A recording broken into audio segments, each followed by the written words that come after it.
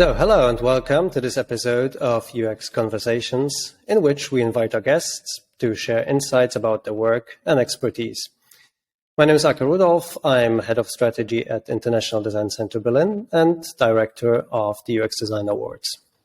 In this episode, I'll be talking with Joon-Mo Lee, Managing Director at Phoenix Studio in Munich, and coming on for the jury of the UX Design Awards Autumn 2023. So, hello, June. It's great to have you on this episode. How are you? Thank you. How are you? I'm very well. Thank you for inviting me to this episode. Looking forward to our conversation. Same here.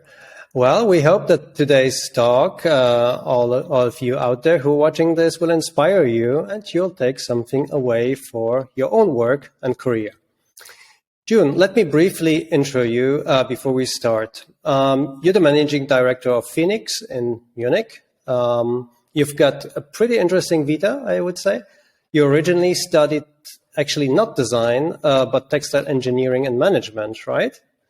And then you went into brand and product management and even worked in product procurement for many years in the fast-moving consumer goods industry, both in Germany, Hong Kong, and London. But then you went to study and received a master's degree for innovation management, again, still not design, from Central St. Martin's in London with a distinction. But then, upon this, you entered the design industry and you started working in different strategy roles for many global clients. So you have a background in product strategy in the design industry, and you probably bring in some valuable perspectives also to the award jury and not only to your team as well. But starting off with this personal story of yours, I'm wondering, how did you come into design in the first place? Mm-hmm. I've always really been quite infatuated with developing new ideas and creating product experiences for brands. And when I was at Coke and also before in the toy industry with Nikkei, I was quite close to these things, but I was not really part of those design teams. And that sort of annoyed me quite a bit. So I was not a designer by trade. I figured that I need to do something to get closer to the actual design process. And then I learned about, strategist roles, researcher roles, and then really did my master's. And that sort of changed my the role and how I was perceived, so I could enter the design industry as a strategist. And that worked out quite okay, I would say. And the master's was also including design as well, right? So that was. Can you tell us a little bit more about the degree that you did? Yes. So innovation management at CSM is really a mix of I would say cultural studies and philosophy, innovation strategy, and design thinking. So that is really a fantastic mix to really understand the world, to make sense of the world, and to start the early stages of a design process with these perspectives. So it was a very intense 2 years, I must say. Too many energy drinks and too many smokes and all these things, but it was fun too. Very fond memories of London. Yeah, I think nightlife in London is unbeatable. Although, speaking of where we are in Berlin is also quite okay, and I think also Munich has a few very interesting corners.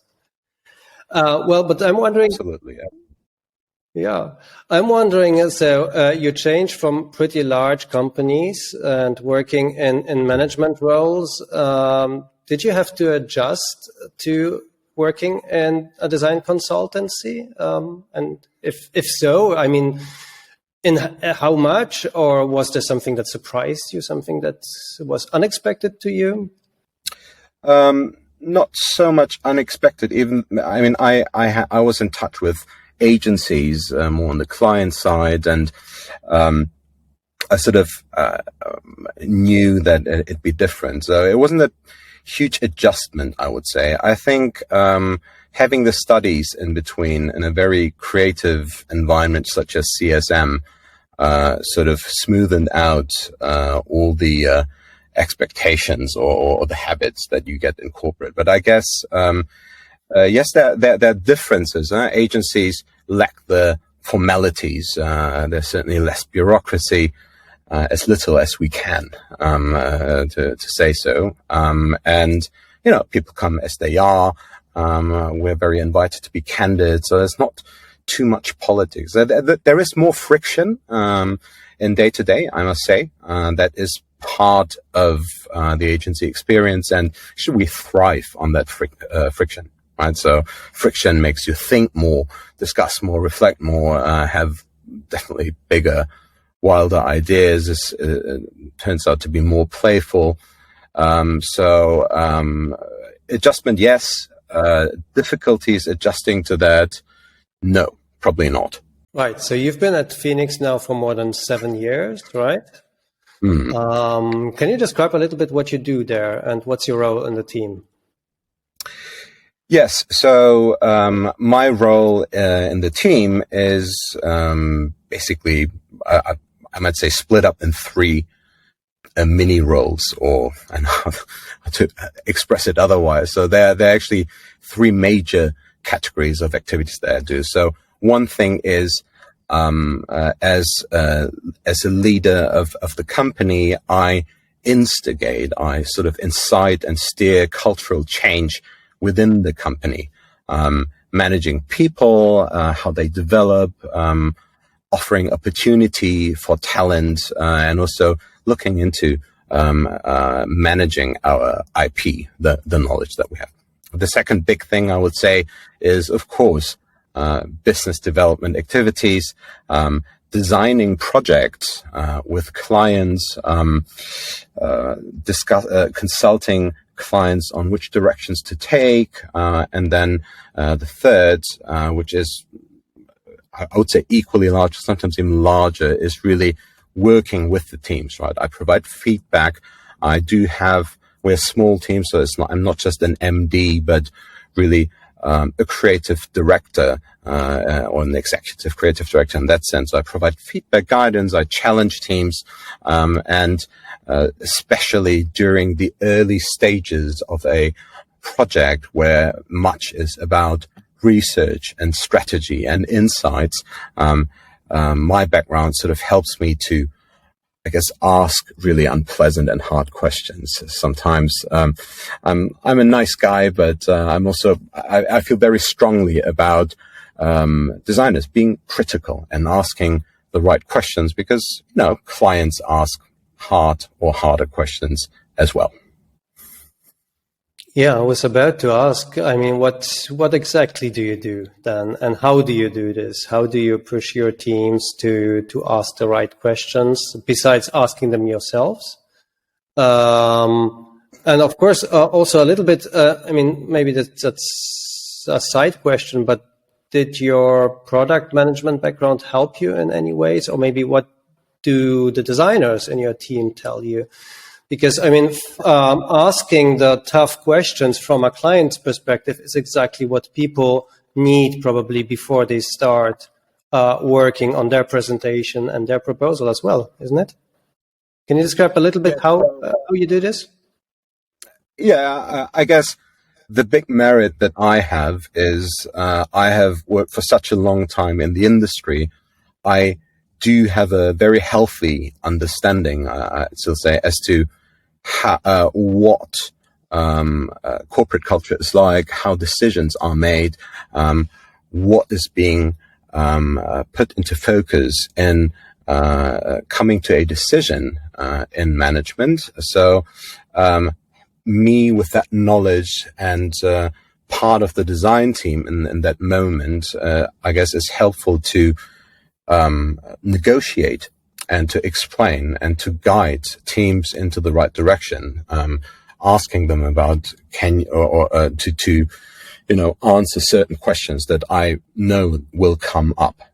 So having both experiences from the industry and now on the services side, I feel is a very strong benefit, very strong advantage that I have. I did have to approve myself in the beginning when I entered the industry. I had some designers eyeing me and testing me and trying to find out whether I do belong to the club of creatives and of designers. And obviously there's always this thing when newcomers come and it's a strange type of animal, then you sort of try to test things out. But no, we're sort of using all the knowledge and experiences that we have on the team quite well these days. So you obviously passed the test, I guess. Tell me from your perspective, also from a management perspective, from your other background, what do designers lack? So what ability in terms of still client communication, preparing for client communication would be really valuable for people to have or to learn? I think the truth as to what makes designers extremely powerful is hasn't changed much over the years, and it is still hard to achieve, which is the basics of design and of innovation. They are really still rooted in critical thinking. You need to be able to not just show designs and show your craft, but also find the right words to explain it, to create arguments, to write a good point of view that really hits home. And I think those things you do learn to some extent in the industry, but they also require basically a good overall general knowledge and of course a skill in storytelling, and that I feel is definitely a powerful thing. The other thing that I'm very adamant about with our design teams, and generally is great advice for everyone. Design is part of the greater innovation industry, and innovation bottom line always means that we need to understand culture, right? What's going on in the world? What sort of agreements do we have? What sort of symbols and codes do we deal with? And understanding culture really means that we need to be interested in everything that happens and get the wider discourse of why things are the way they are, and what is the problem with that. So, of course, there are many more things, but if there is stuff that I definitely advise to look into, it's learn how to understand culture, be able to articulate it, right? Learn how to write a point of view, management summaries, all these things that sound maybe unsexy at first, but that's part of the new reality, I believe, for designers going forward.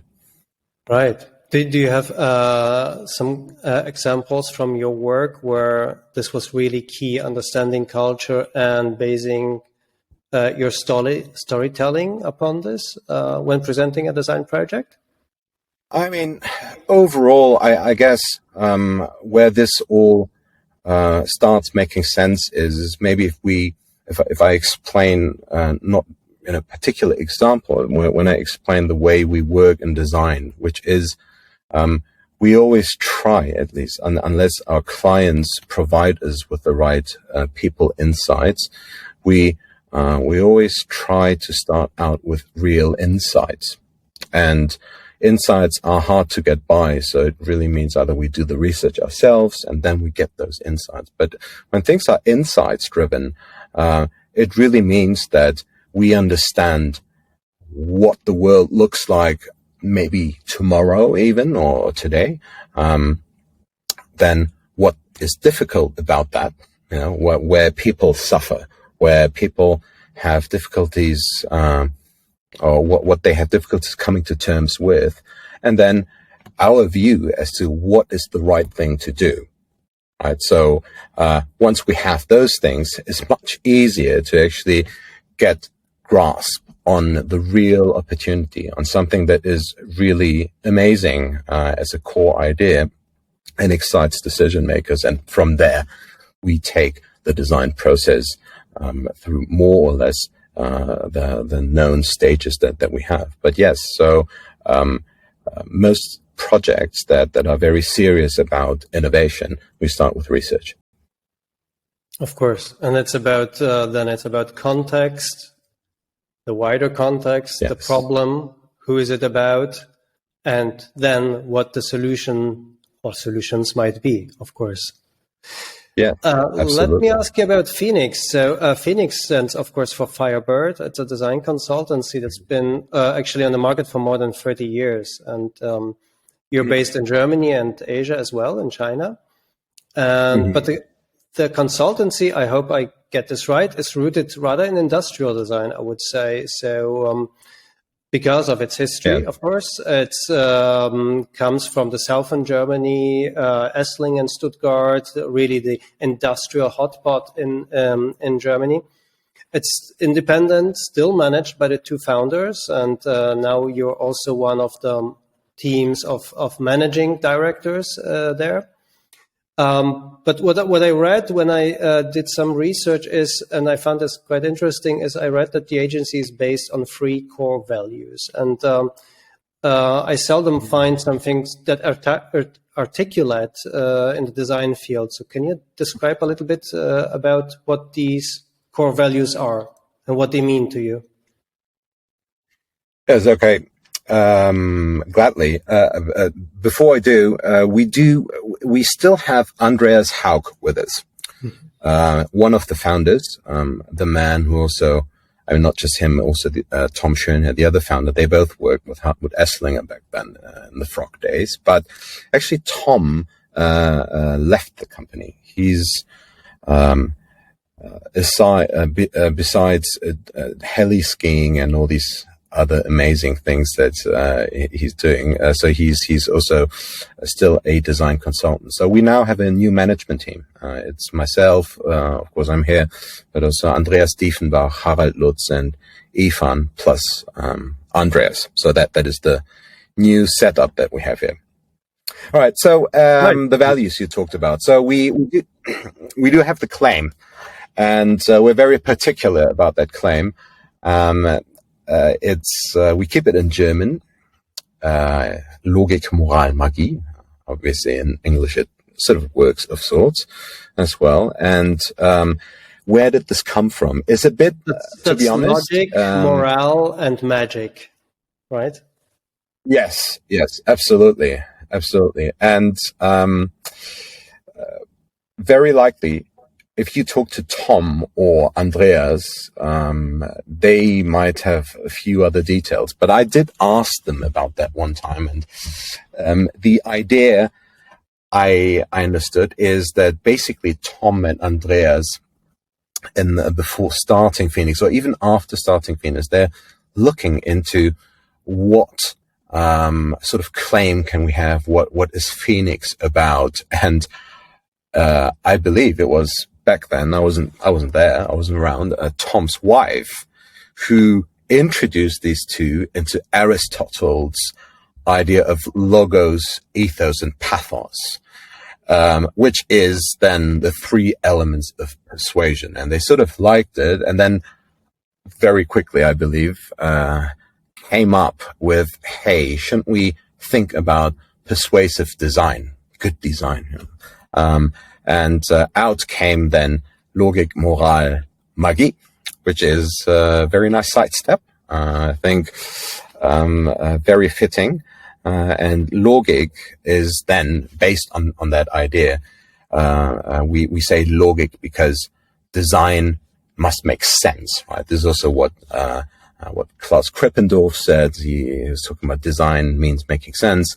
And that also means that we need to both work work hard to make products that make sense, and also help people with our products to make sense of life. So that's Logik. Moral then is really about the message is that we need to serve humanity with whatever we do, humanity and the planet, of course. And designers have a duty, which is still valid up to this very day. We all have a duty to speak up, to do the right thing, not to waste things, to create products that are long lasting.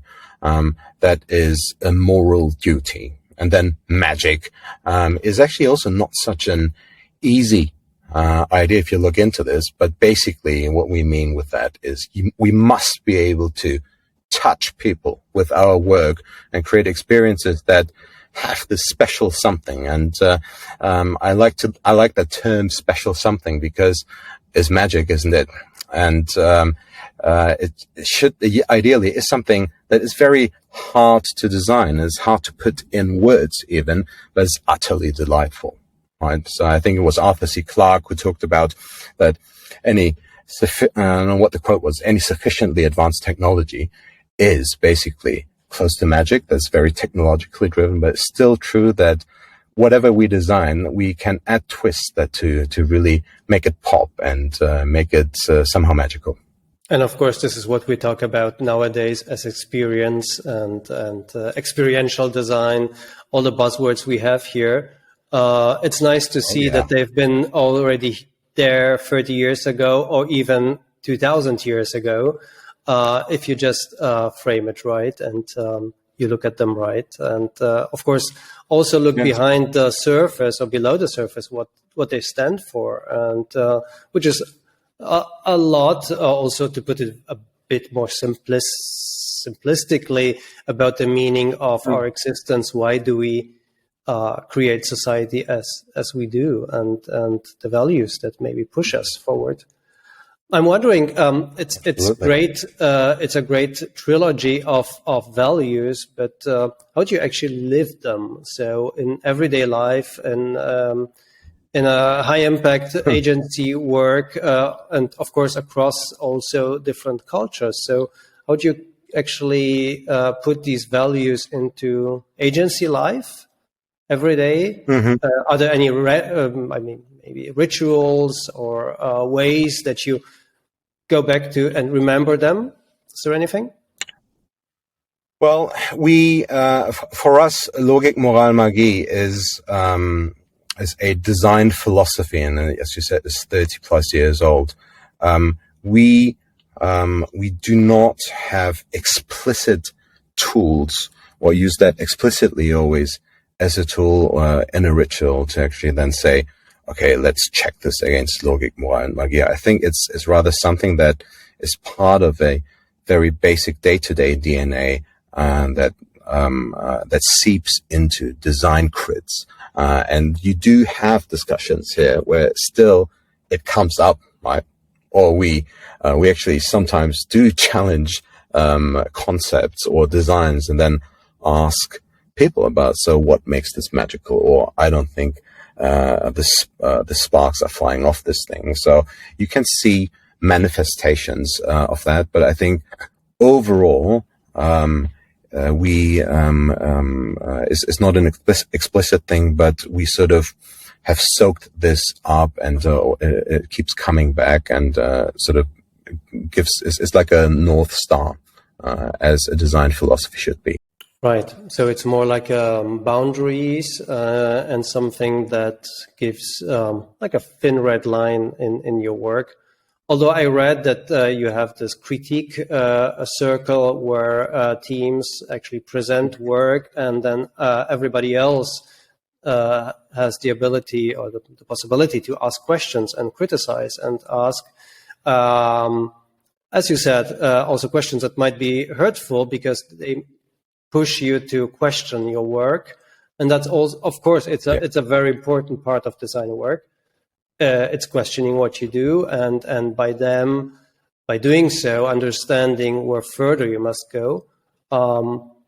Although this somehow also relates to logic as well, doesn't it?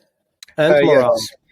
Yes, absolutely. I think one of the big things about Logik, Moral, Magie having a very fast, easy design philosophy is you see that everywhere, right?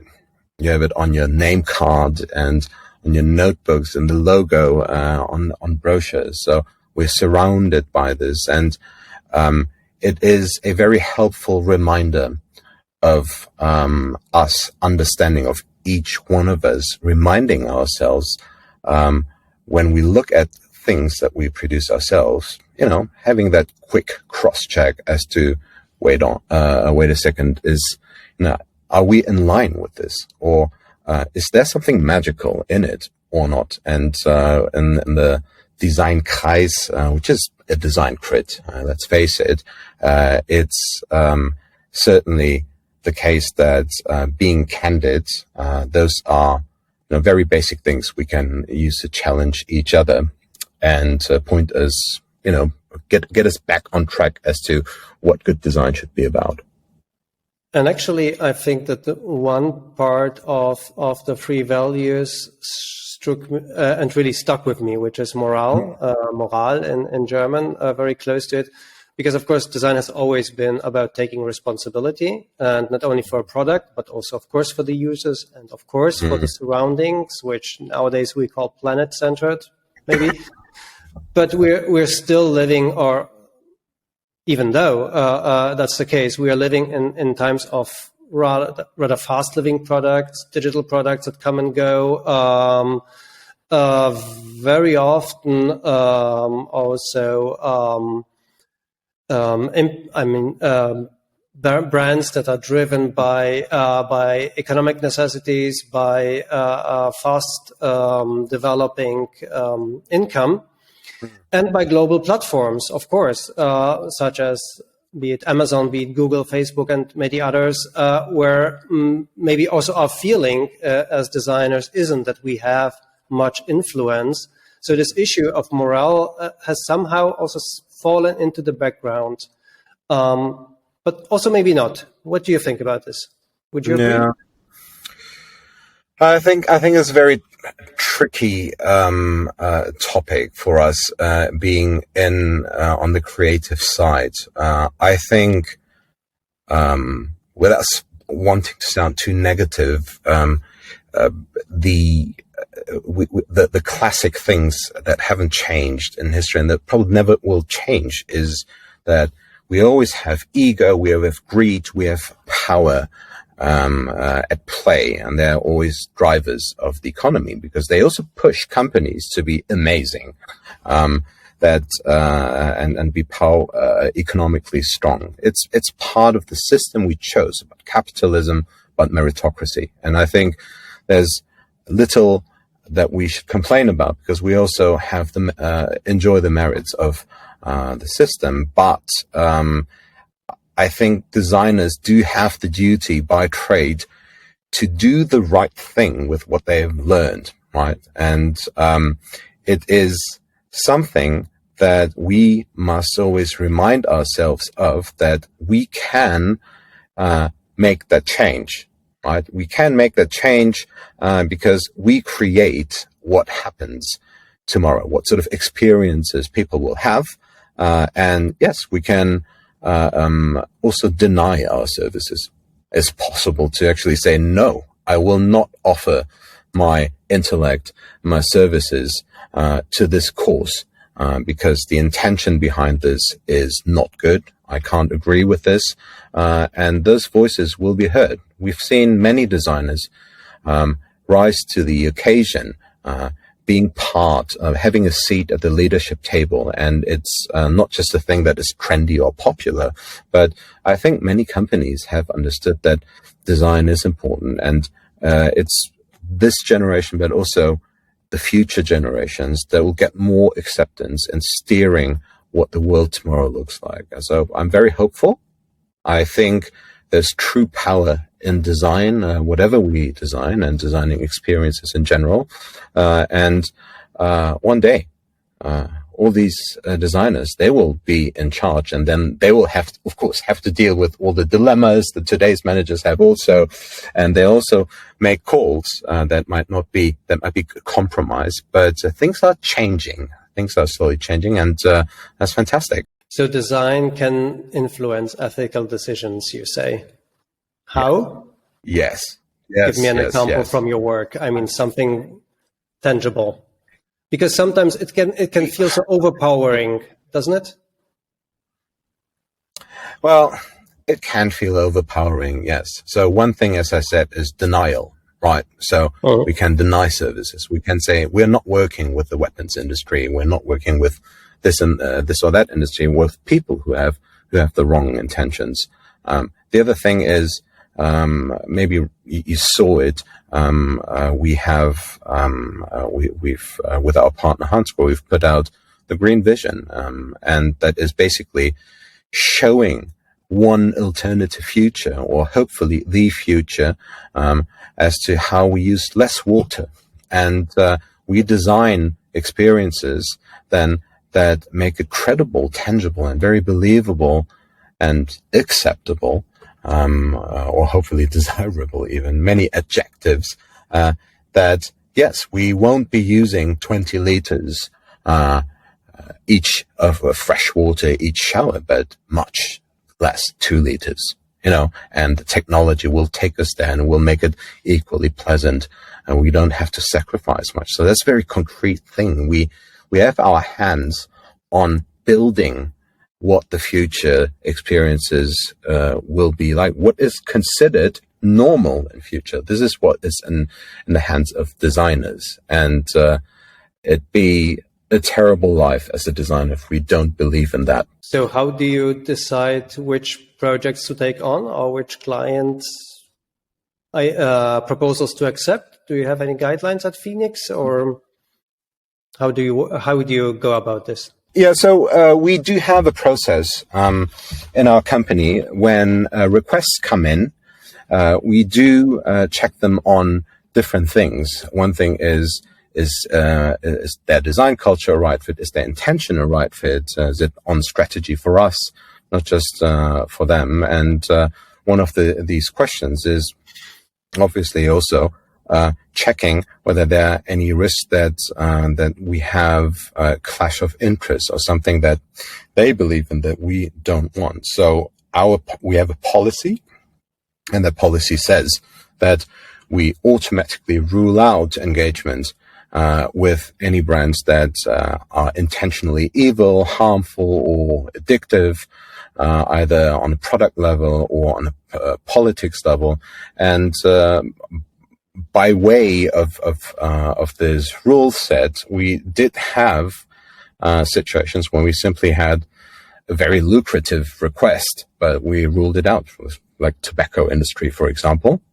You'd like to have that sort of work because it's interesting and fantastic, but we simply can't work with these companies because we're not supportive of the cause.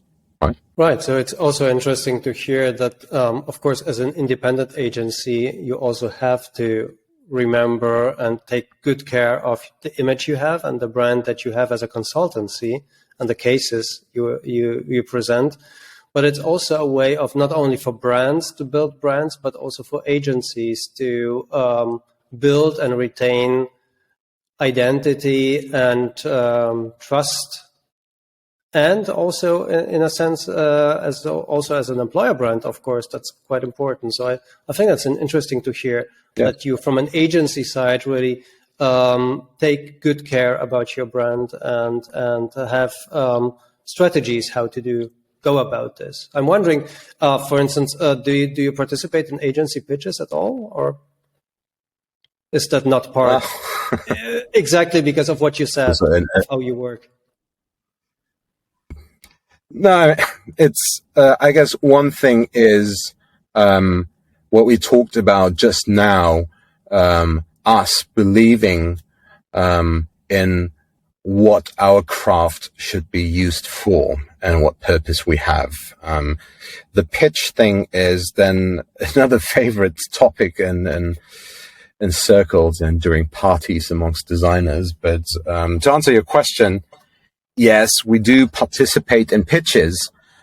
We must say it's really not our preferred way to start a partnership, right? So it's not a beautiful way to actually say, oh, now we're partners. Now we really like each other and all that. But we're a business savvy company.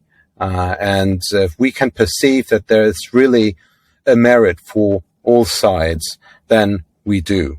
We also hope that pitches will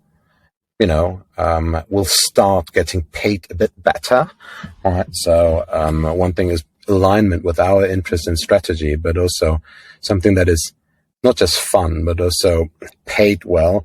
Then I wouldn't have any bigger problem with the pitch. I think the problem with pitches is rather that it's got a bit this the touch of the old economy, where a customer is screening a lowly supplier, and they all need to come up and do a little dance and prove that they're worthy, which I think is not really appropriate for today's economy anymore. But we still have that, and it's not that we always say no, but we're careful. We're careful because it's maybe a lot of people don't really go that deep, think that much about it, but it's pure money.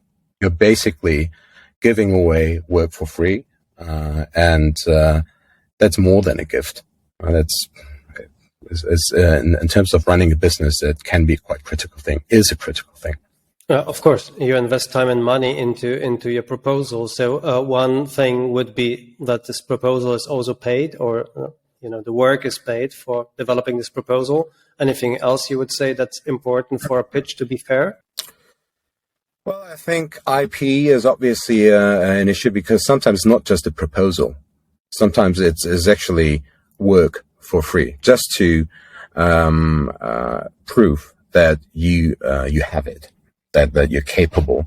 And obviously IP is always one of those very sensitive issues that need to be clarified beforehand. So, if you ask creative to produce something, then ideally, and sometimes it is like that, sometimes it's not. Ideally, you're great enough to actually say, look, we won't be using your results, but there's always a risk in sharing ideas, and we're not afraid of sharing ideas. If we share ideas, then we usually come up with a better idea the day after. So it's not that we only have a limited set of ideas, but it's still a bit of courtesy. I would say would do well sometimes. Right. So it's courtesy and fairness from both sides, and that's, I think, a common sense to expect good results and good work from your partner, because that's the key. What you said, it's about partnership and not a transactional process, isn't it? Yes. Well, you mentioned sustainability before, and you've also been working for many years in an industry that is maybe not known for the most sustainable products. I mean, fast-moving consumer goods, just think of packaged goods. It's quite a mess. It's still not very sustainable. But you also don't work only on industrial design, brand design, also on digital design as well. And there's been quite a buzz, or maybe it's ebbing off now, but the notion of sustainable UX is a little bit hovering around, although it's a bit blurry still. Everybody can imagine whatever they like to be. As with most buzzwords, but they can lead to something. Of course, they change the way we reflect on things, or create values or attention to aspects. So I'm wondering, from your point of view, your perspective, what does sustainable UX mean to you? Is there? Well, as you said, it's fantastic that we have a label for everything, for every idea that's being talked about. But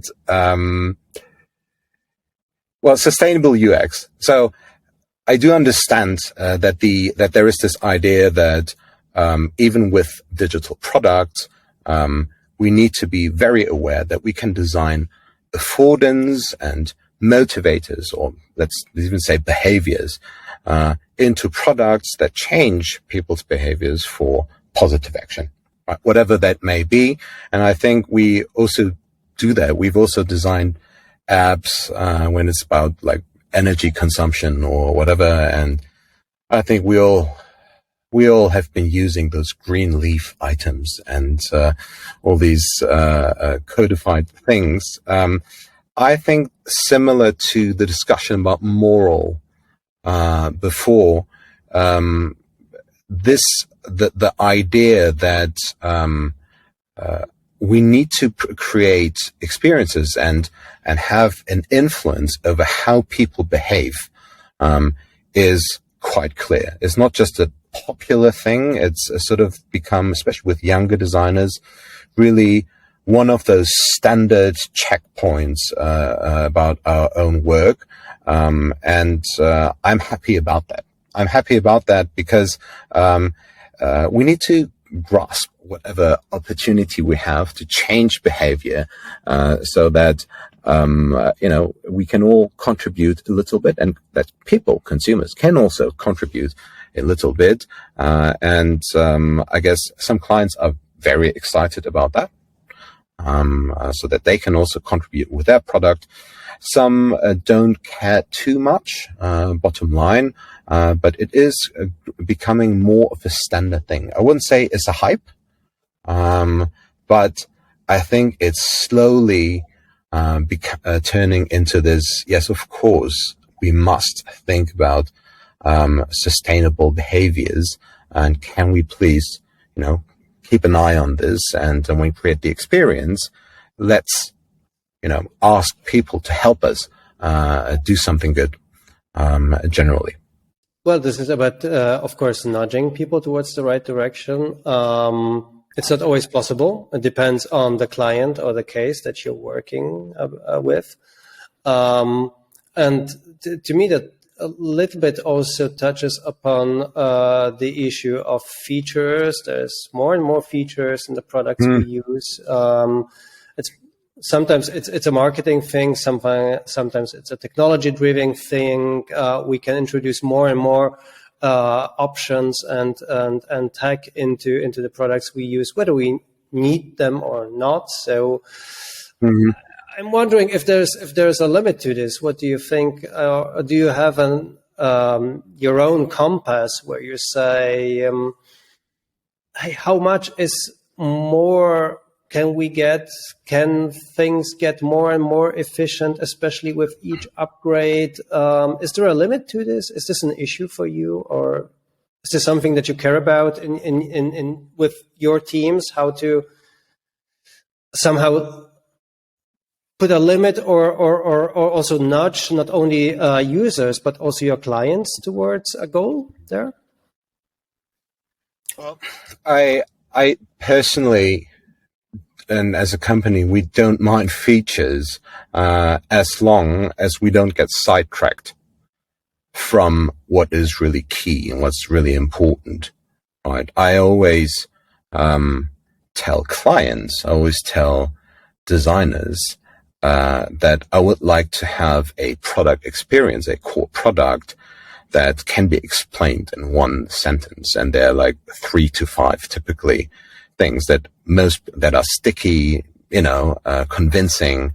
They fly really fast, so that's easy to remember, even to understand what is this about, what we produce. As long as we get those things right and they're amazing, hey, why not add more features? I think generally the wrong way to deal with innovation and deal with competition is to engage in that endless spiral of let's pitch feature against feature, right? So if they do this, we also need to do this, and it needs to be a bit faster, and then we have another feature and this or that. I think it's fine. You can hide those things away, and then maybe a certain percentage of your of people actually appreciate that sort of feature. Fine, but what's not the solution is simply to believe that, okay, more features means better product or more success in the market. This is something that we don't share, and we need to talk openly about this. right? But I think the signs are quite clear. There's lots of literature on how to pitch products. We have a startup industry that's been doing a fantastic job of forcing or teaching us in not just in design, but also in management, to break things down into very short, strong messages. And I think those things work, they're proven, and we should apply that mindset also to thinking about what is our core offering. And that doesn't include 100 different features. And of course, stick to it once the core is defined, and not to get distracted, because there's it's a natural sentiment to put more in, or people might come from the side, from text, and have more additional ideas. And wondering if you how you do this. It depends, of course, on each case individually. But one other thing that I'm wondering is, I mean, Phoenix comes more from an industrial design tradition, I would say. And there is also this notion of products being brand ambassadors, which is for physical products that are more lasting, quite obvious. How is it with the digital? I mean, is this something, can you tell us a little bit about what you think when designing basically mostly on digital products? How does it differ if you try to build a brand upon digital products exclusively? How different is this when you design for the physical world? Mm-hmm. Well, I guess the modern take on it, and this is what I would call my view, is that the basics, the fundamental basics of design apply both for ID, of product design, physical design, and digital design. I think every product, whatever it is based around or centered really around a dominating meaning, something really important that we try to embody or an idea, and then embodying that idea through formal parameters, right? So that giving this shape, giving this actually a way to interact with, and we also then, of course, need to look into the affordances that we have and interacting things. I do know that that there are differences, obviously. So, for example, hacks, right, are much easier for people to pull off with physical products because it often happens very unconsciously, while with digital products, it does happen a bit more consciously, right? There's not, there's more direction that what digital products provide or give or even require to function properly. But overall, the basics, and when you talk about on a brand level as to, can we please, express an idea here, those things, it doesn't make a difference whether you're an industrial designer or a digital product designer. And do you think there is a bit of a danger in terms of standardization and losing a kind of brand identity, especially in the digital realm, where increasingly more and more products are based on quite similar software module systems? We're getting to the moment or the time where even coding is being increasingly developed also by machines themselves. And there is, of course, design systems which are important for use. But it all comes down to a kind of recreation of elements that are relatively basic and interchangeable at some point. So how do you create a brand identity there?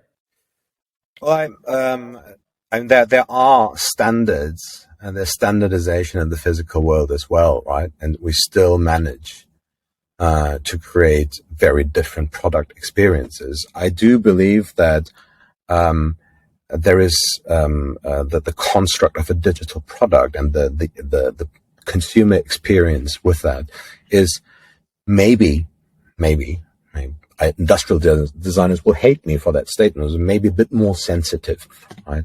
Lots more details to watch out for. But I think the problem is really with how much value we see with what we design, and how sensitive we are to the merit of a fantastic micro interaction, for example, that is really worth investing money into this, right? We have standards. I think our reality, the social and the techno-social reality that we have, is based around standard, but not every standard must be adhered to. Not even the physical world, everyone adheres to standards. We need to do what's best, understand whether we can, whether it's a standard or not. We need to weigh these things in, and not forget that the key is always that it's an amazing experience. Right, so we need to make sure of that, because otherwise, you don't need designers. You don't need designers to just do average.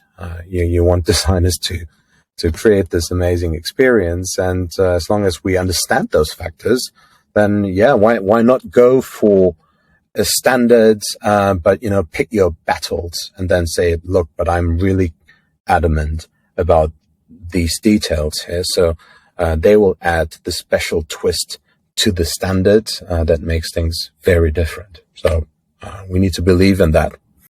Yeah, so it's the little magic things, to coming back to the values of Phoenix, that make a difference, and the attention that you put in there, and within standards of how you create the special elements and the moments that people then love, right? Yes, I think it's no help to be naive, right? I mean, we're designers, we're not divas, and I think we sort of need to accept some things and work with these constraints, because that makes us creative. It's if there's all the freedom, we probably wouldn't be as creative. But as I said before, there's we're not slaves to a standardized world. We do need to very clearly understand that there's a balance in everything, and sometimes we do need to break those rules, and then sort of very confident that it's really worth the effort to go beyond the standard, or to do the things differently. What do you think will be important to develop in terms of abilities, nuances, or maybe the kind of feeling designers have to keep those details alive, and the value in these details? And maybe connected to this, I mean, now the buzz is around artificial intelligence, and that it might soon be able to do most of the menial work, even around coding for us. So we might have time to focus on the really qualitative work that makes this difference in the product. What do you think about this? Are you looking? What's your feeling when you look into the next 5 years? What you're looking forward to seeing develop in your field of work? Well, I do believe that AI, in that sense, or the actual craft of design, this is my personal opinion, will never cease to exist. I don't think so. At least for now. I guess the nature of the job, of the craft, will change. So as I mentioned before, we might be seeing, and I really hope to see that, a bit of a revival or a reminder of the very foundational skills that design and innovation are based on. So critical thinking, the way to actually think things through, create arguments, being able to actually evaluate those, that is definitely has always been important, but will become more important, because we move away from craft, We need to have more thinking skills. We need to be able to write those, right, to articulate those thoughts that we develop, which is not just, creative writing or UX writing or prose, but, how well do you write those prompts? Right? Can you even tell, right? You have great prompts, or who's saying about themselves that I write the best prompts? But maybe I guess it's already happening. So those things, they will become more important as we expand our tool set by tasking AI. The other thing that's still important, as I talked about before, it goes together with the critical thinking, which is cultural insight, right? There's no innovation without cultural insight. And that is certainly something that might or can be understood by AI, but I still believe there's so much information, non-visual, non-verbal, non-audio information, like really information that's really complex, that the people will be needed for that cultural insight. And then, of course, the never stopping curiosity and not denying or not rejecting new technologies such as AI tools, but really, the capability to understand how that can make people better at designing. I think those things, if you have those, you'll fit right in future. So there's a lot that you said, June, which also connects with general culture and general education and things that people should really bring with them to the job, and not only focus on the product they're doing and the job at hand, but about really the wider view and the wider perspective on the world, and which I think then will make also sensible, ethical products come to life, because when people bring their own experience and their own sensitivity on board, I think that's when good things will happen. June, you're also coming on to the jury of the awards, so I'm wondering what you're expecting there. I am definitely curious about seeing the work that's being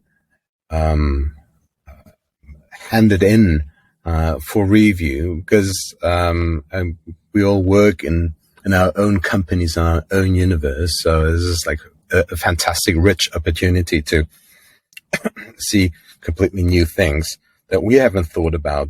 So I guess what I expect is, and this is also, we've been talking about culture much, and you can sense is one of my key topics, is that I would like to see concepts that offer critique on the status quo. Not just well built, not just well crafted and well executed, but really I'm interested in hearing, so what is the key insight that drove you to build such a product? What is that story? And what is that cultural critique that you are offering here with your product, with your concept, to make this innovation exciting and relevant? Because I'm a staunch believer that a product is not just a commercial offering, but it's cultural text that we're throwing into the game here. And we've been talking about influencing future reality, our culture, and adding a twist, a positive twist to whatever we want to do. So this is part of this. So I'm really looking forward to receiving strong critical voices. It could go so far to say, look, maybe this isn't a real product yet, but the idea is that we think something is going wrong in the world, and we're here to fix this. So sounds very ambitious, I know, but that's the most exciting thing that I can think of, definitely. And in terms of products, I mean, a critique would also, to me, mean being able, as you said, to describe well to the point what is the issue at hand, what's the core of the product, what's being improved, and for whom, and also how will it work, of course, because it's not only about ideas. At the end, they have to get out on the street and work, right? So what do you expect from people to hear or see to evaluate a product well or a submission well? Well, for me, my evaluation perspective is really rooted in the question of is there sound thinking? Is there a real insight, or is it just another product that is simply better?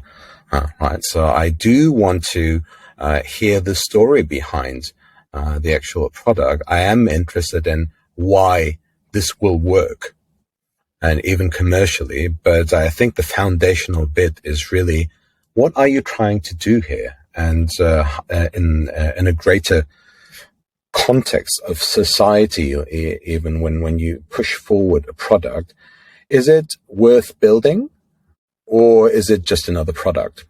Because products need to be worthy of consumers' attention, and that really means then, it better be very convincing. So looking forward into to hearing those stories. They can be critical. They can be humorous. There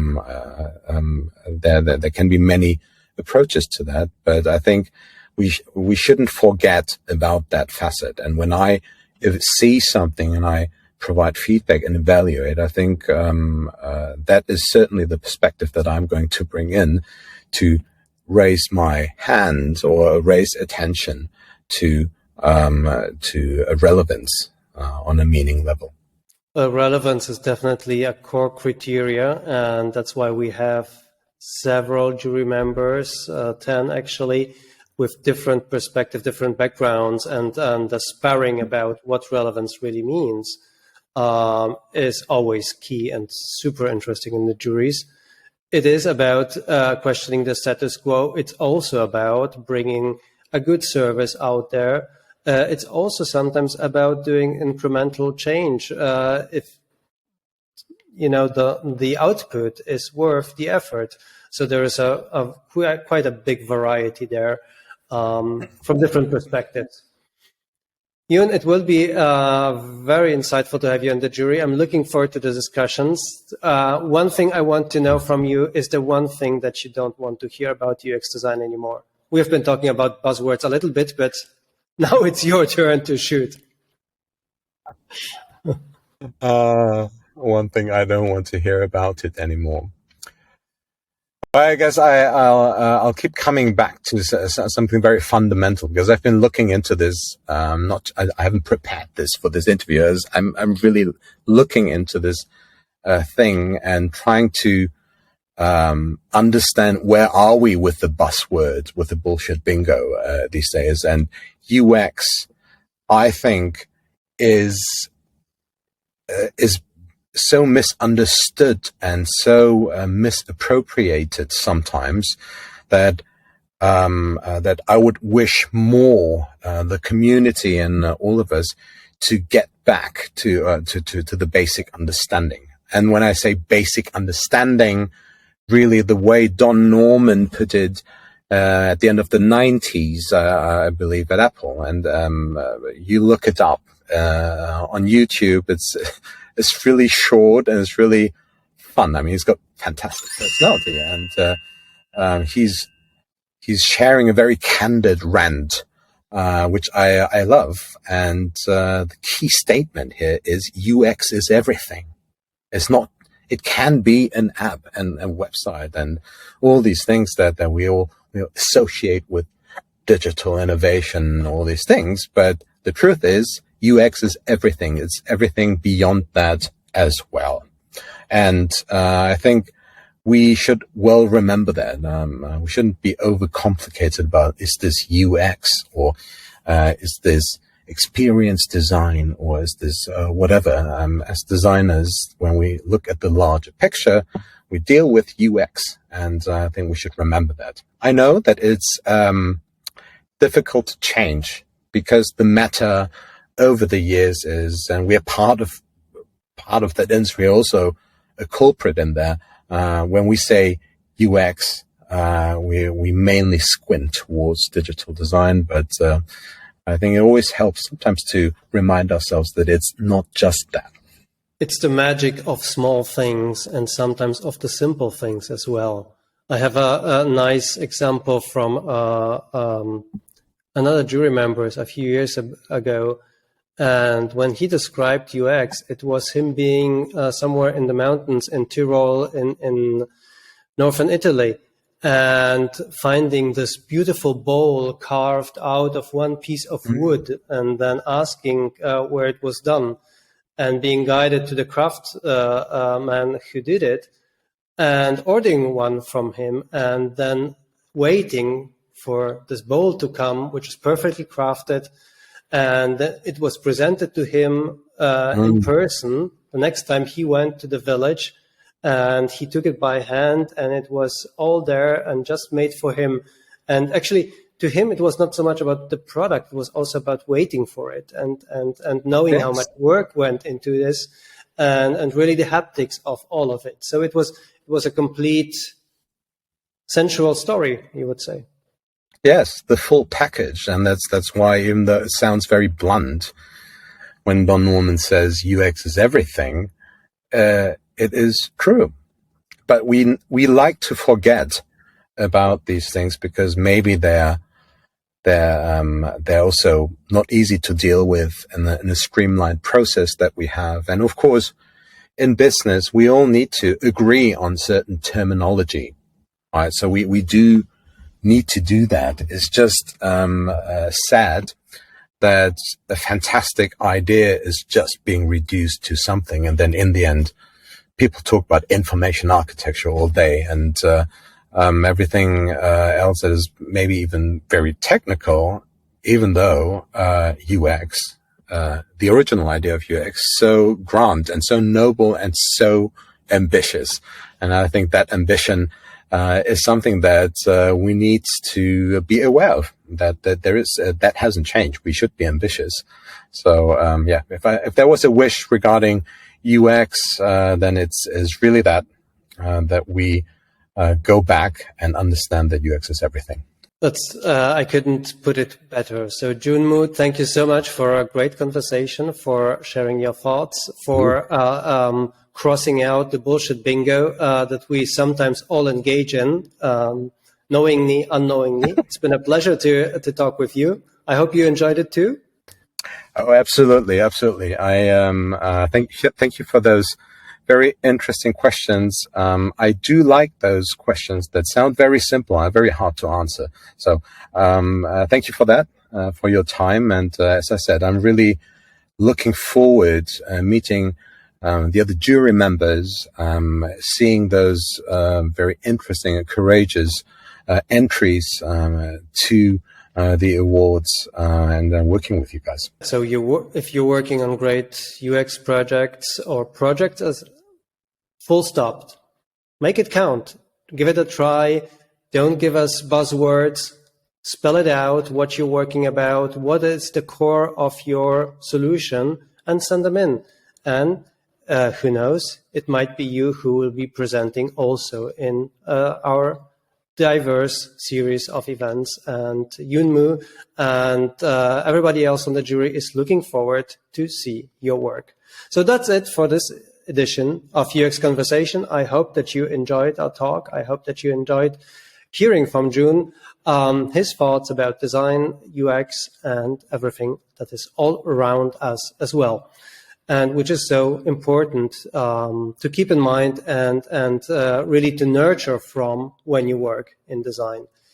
For more content, for other interviews, and of course the information about the awards, you can jump to uxdesignawards.com. Thanks again for being with us. I hope you enjoyed it, and see you soon again. Bye-bye. Thank you. Have a good one. Bye.